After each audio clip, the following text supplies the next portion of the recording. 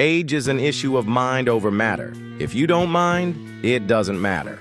Mark Twain. History ends at the end of that quote, but here is how I envision the rest of the conversation happened, or at least how it should have happened.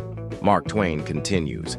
Now let me tell you something about this confounded notion of age that folks fret over like a hen on a hot griddle. You see, age ain't nothing but a number scribbled on a calendar, and I've seen calendars hanging in outhouses with more wisdom than most people give them credit for.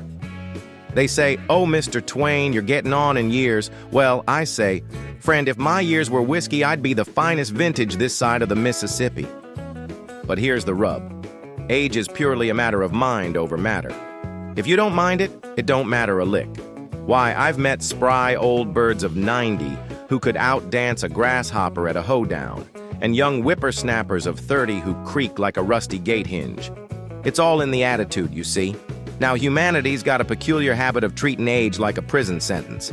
They count the years like pennies in a jar, then wonder why they feel so poor. But I say, toss the jar. Let the pennies roll. You want to know the secret?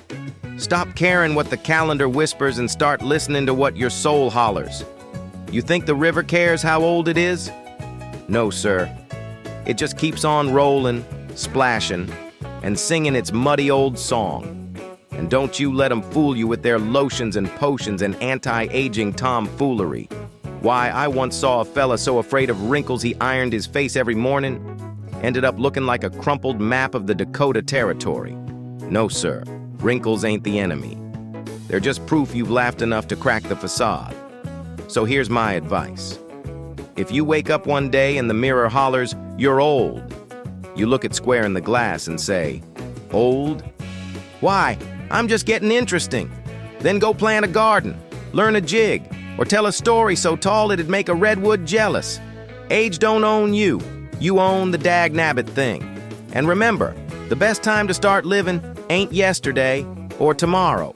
It's right now while you're sitting there smiling like a possum-eating persimmons. So quit your bothering about numbers.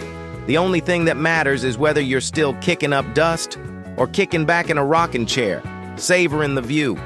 Either way, you're doing it right. And if anyone argues, tell them to take it up with the river.